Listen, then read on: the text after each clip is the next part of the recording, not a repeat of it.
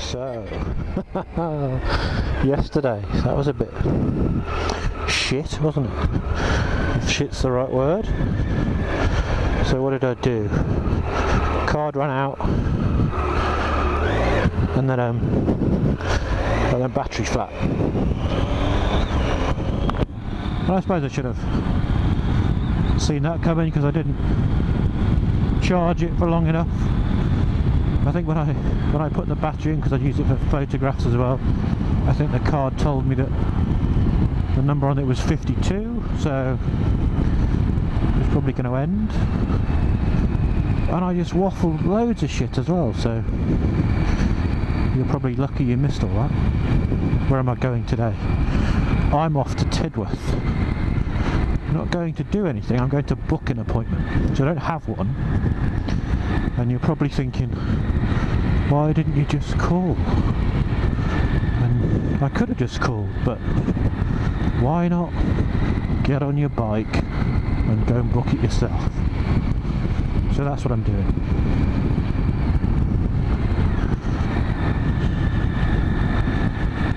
Why do you need an excuse?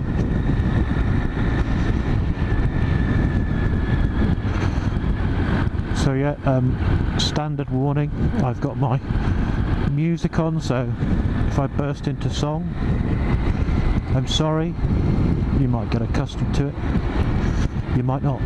Cottage garden plants.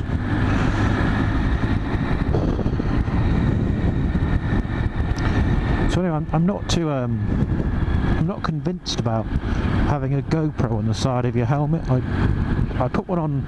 I had an old helmet that I bought. I suppose you could call it a cheap one, because I didn't know if this was for me, and obviously people said to me that, well, if you're not quite sure about getting a motorbike and you're not quite sure about how you're going to be on it, shouldn't you get the best helmet possible?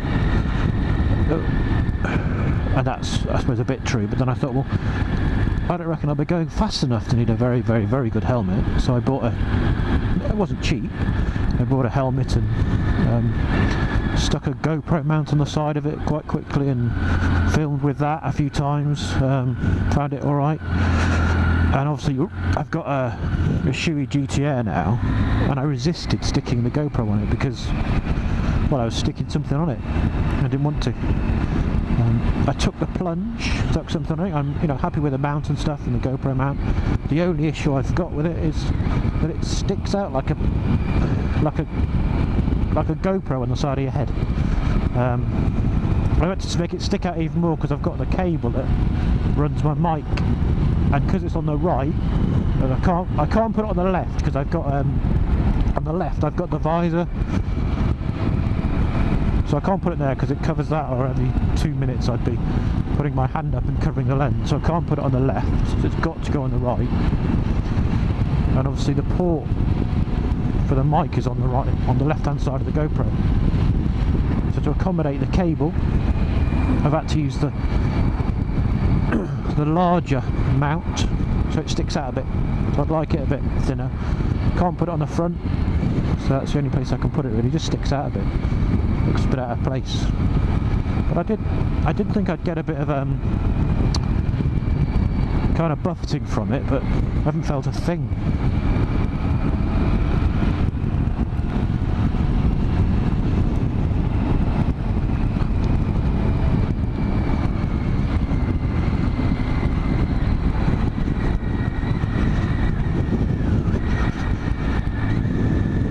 Through Porton. So this used to be my commute to work,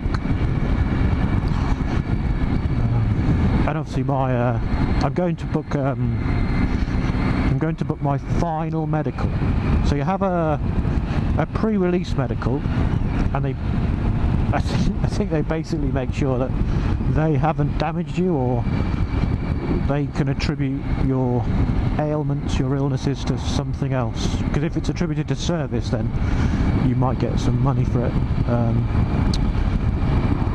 So yeah, I've had that medical, and they looked through my extensive records. I think 2 or 3 pages of stuff. That's about it, really. And then closer to the date you leave the army, you go for a final medical, which sounds like it's quite a complicated task, but it's just to make sure nothing's fallen off since you had your pre-release medical. So as long as I suppose as long as you walk in, they'll sign you off and say, yeah, you're happy to go. Get my certificate, my chit signed, my clearance chit. Take that back to Andover. Probably in a week or 2, get that signed off, and then that's me. I'm released. And the only thing I've got left is I've got what's called a chit in lieu. And if anybody's done any time in the military, you'll know that a chit in lieu is something that you give to somebody when they've lost their ID card, but because I've had to hand it in, I get given a chit in lieu. It's a bit of a, I feel like a bit of a flid with a chit in lieu. It's a bit like having trainers in uniform, so it's a big thing in the military. If you get what's called a biff chit, so you can't do fizz, do PT. I don't know, you've got something wrong with your feet or something, you'll get, yeah, you say you'll excuse boots, and then you have this strange thing of somebody wearing full camouflage kit and a random pair of trainers, normally quite gary trainers, with uniform, and I think I'd rather have my feet chopped off than do that.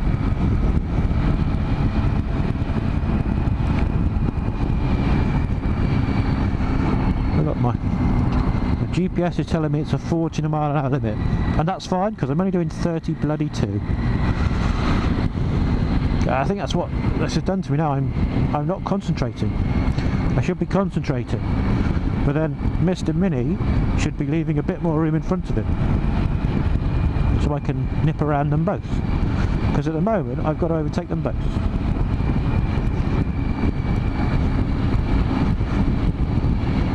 Can't get over. Sorry, I was singing then. I like that barn. We'll see that on the way back. It's very nice. Very nice.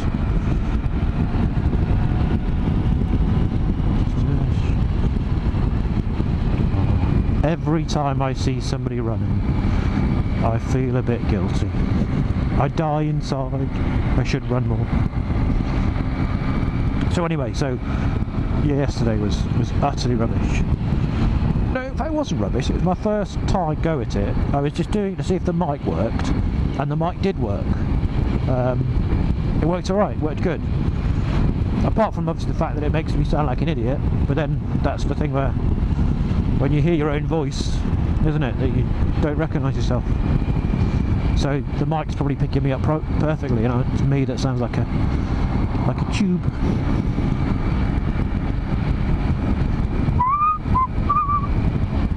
Maybe I could do that as part of the vlogging. I could whistle bits of the song that's playing over my intercom, and then you could guess what I'm listening to. Is that a good idea?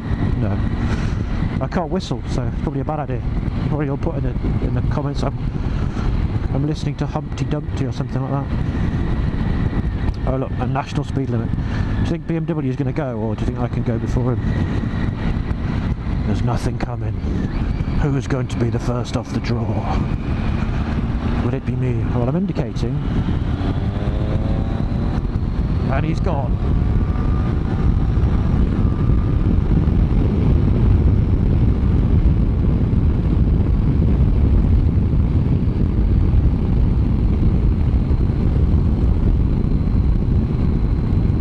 Yeah, so I'm not sure whether it came out on the video yesterday. I think it did actually. When I changed the cars, I said I was going around corners gingerly because I don't know the area, and obviously that's not true.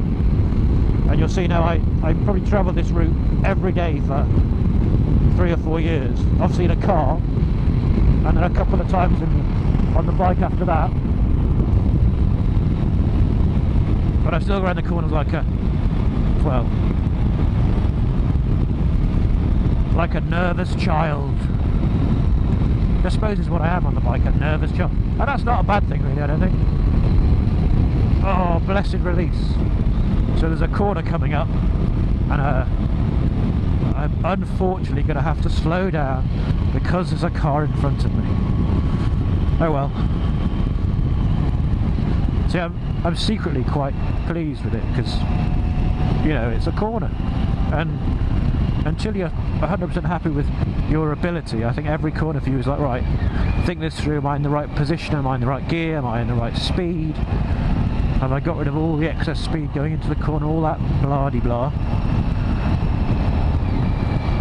So there's 2 corners here that you'd like to build up a bit of speed on, but I can't because there's a tractor. Well, not a tractor, an agricultural vehicle. It's a bit smelly.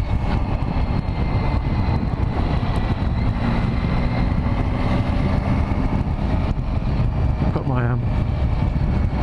GPS on to tell me where I'm going. I'm heading north. Oh, Amesbury Road ahead. I like that on the GPS. So I don't have a route on the GPS, but it's telling me where I'm going. Like, you know, I haven't got anything programmed in. So I'm on Amesbury, well, the Amesbury Road is ahead.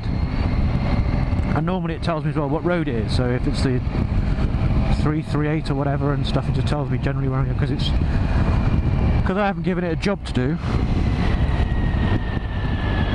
It's obviously bored. So now it's saying head northeast on A338.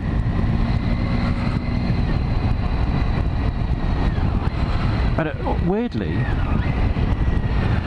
so all the years I've done this, somebody would say to me, what road you come on? And I'd be like, well, I don't really know. I go past a house, and there's a cross and a yellow, you know, sort of bollards, and I don't really know where the road is, and I really should know. I really should be able to say, well, I go on the A338, and I suppose the weirdest part about it is my wife knows.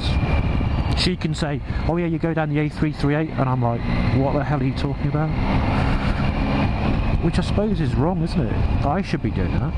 It's a bit like pubs, isn't it? I don't. Somebody says to me, oh, it's by the red line, and I'm like, and where's the red line?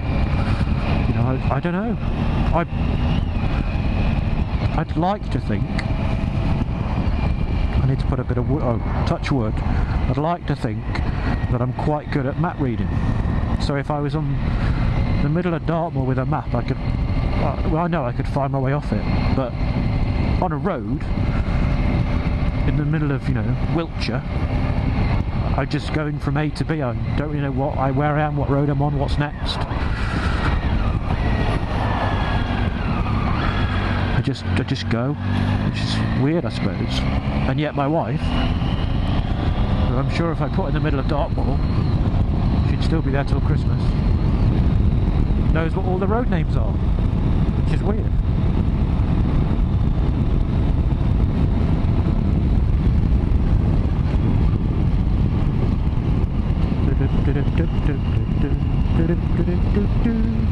So much it hurts. Did you guess it? Can you guess what it is? Can you guess? Maybe I should do that. Can you guess what I'm listening to?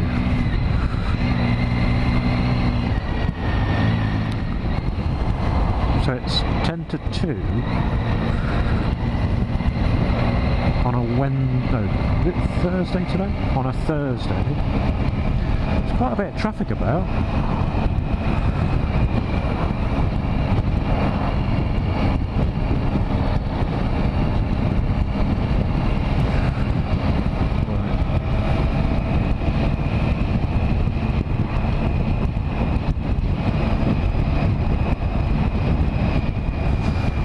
I think I learned to drive a JCB here. Well, not drive a JCB. The off-road bit of driving a JCB, I think it might have been here. This hill was one of the things you had to get up, and I think there might be like a bog at the bottom of it where you've got to get the JCB out of the bog, I think. I'm not sure. Could be wrong. But the hill looks familiar.